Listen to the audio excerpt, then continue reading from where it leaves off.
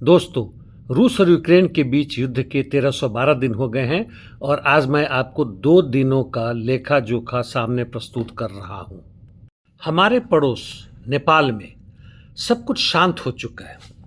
जो हंगामा वहां 2 दिनों तक चला और ओली सरकार को इस्तीफा देना पड़ा और भाग खड़े हुए और दर्जनों उच्च न्यायालय से लेकर पार्लियामेंट तक की बिल्डिंग में आग लगा दी गई, बर्बाद कर दिया गया। अब इस पर ओली प्रतिक्रिया देते हैं कि जनरेशन जेड के आंदोलनकारी बहुत शांतप्रिय थे और उन्होंने सब आगे नहीं लगाई, बल्कि आंदोलन के बाद जब पीछे जा रहे थे तो बाहर से कुछ लोग आके उसके अंदर घुसे और ये सब हरकतें की, जिससे आतंक सा माहौल हो गया। उनका इशारा किस तरफ था वो हम समझ रहे हैं, लेकिन यह तो निश्चित है कि यह आंदोलन स्वतः स्फूर्त होने के बावजूद भी इसमें विदेशी ताकतें थीं। हालांकि मेरा प्रश्न तो यही है कि ओली ने खुद जिस समाजवादी परिवर्तन की बात की थी, क्रांति की बात की थी, वह उन लोगों ने क्या किया। जहाँ तक यूक्रेन के दक्षिणी हिस्से की बात है, जापोरिजिया में हुलियाई पोल में रूसी सैनिक नोवो इवानिवका के तरफ और पोल्तावका के तरफ भी बढ़ रहे हैं। वेलिको माइखाइलोवका क्षेत्र में रूसी सैनिक बेरेजोए तथा कालिनोव क्षेत्र में बढ़ रहे हैं। उन्होंने स्टेपोव पर कब्जा कर लिया है। पोक्रोवस्क से सटे हुए क्षेत्र में बहुत ज़बरदस्त लड़ाई चल रहा है। रूसी सैनिक पोक्रोवस्क के केंद्र में भी पहुंचने की कोशिश कर रहे हैं तथा कोटलिन के भी तरफ आगे बढ़े हैं, उसके पश्चिमी दिशा में। दोब्रोपिलिया क्षेत्र यानी पोक्रोवस्क के उत्तर के क्षेत्र में दोरोजनोए और कॉन्स्टांटिनिविका के क्षेत्र में वह दोरोजनोए के अंदर प्रवेश कर गए हैं, जो निकानोरोव्का के पश्चिम में है।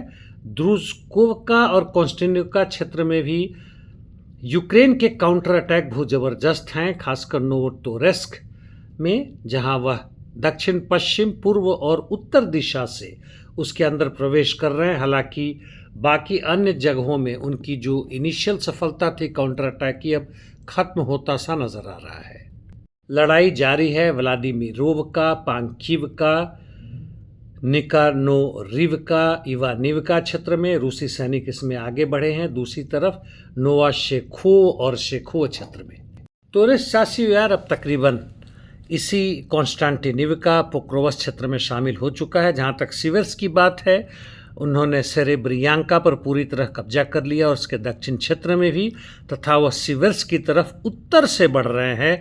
मायस्कोए जो चासियार के उत्तर पश्चिम क्षेत्र में है, सिवर से सटे हुए क्षेत्र पे, उस पर उन्होंने तकरीबन कब्जा कर लिया है।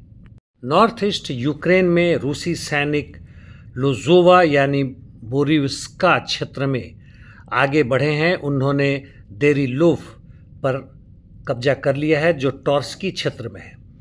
जहाँ तक कुपियांस की बात है, रूसी सैनिक कुपियांस यूजनी रेलवे स्टेशन की तरफ आगे बढ़ रहे हैं।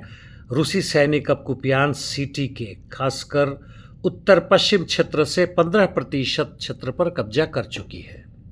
कुर्सुमी क्षेत्र से खबर है कि यूनाकिवका पर अंततः रूसी सैनिकों ने पूरी तरह कब्जा कर लिया है। दोनों देशों के बीच में बहुत ज़बरदस्त भारी ड्रोन से अटैक हो रहे हैं, मिसाइल्स का भी प्रयोग हो रहा है और अब तो 700 से 800 ड्रोन्स तक रूसी सैनिक हर रोज़ इस्तेमाल करने लग गए हैं। अब मिडिल ईस्ट की बात करते हैं। यूनाइटेड नेशन जनरल असेंबली में बात करते हुए रूस के विदेश मंत्री ने कहा कि वह 7 अक्टूबर 2023 यानी जब हमास ने आक्रमण किया था उसकी निंदा करते हैं, लेकिन साथ साथ अभी कहते हैं कि इजराइल का जो काउंटर अटैक हुआ वह डिस्प्रोपोर्शनेट है और अनजस्टिफाइड है। और उन्होंने कहा कि जिस तरह से ब्रूटल क्लीनिंग जो हो रहा है और वेस्ट बैंक पर कब्जा करने की बात है वह गलत है, लेकिन उनके साथ उन्हें यह जोड़ना चाहिए था कि पिछले 50-60 वर्षों से अधिक से अंततः फिलिस्तीन एक स्वतंत्र देश क्यों नहीं बना। हिजबुल्लाह के जनरल सेक्रेटरी ने खुलेआम कह दिया कि वह हथियार नहीं छोड़ेंगे। सूडान से खबर है कि लड़ाई दोनों की तरफ में जबरदस्त चल रहा है। सुन्नी आर्म्ड फोर्सेस कोर्डोफैन के उत्तर और दक्षिण दोनों दिशा में आगे बढ़े हैं। भारत में युवा बेरोजगार मजदूरों और अन्य सबका आंदोलन धीमे धीमे बढ़ रहा है, लेकिन सही दिशा में बढ़ रहा है।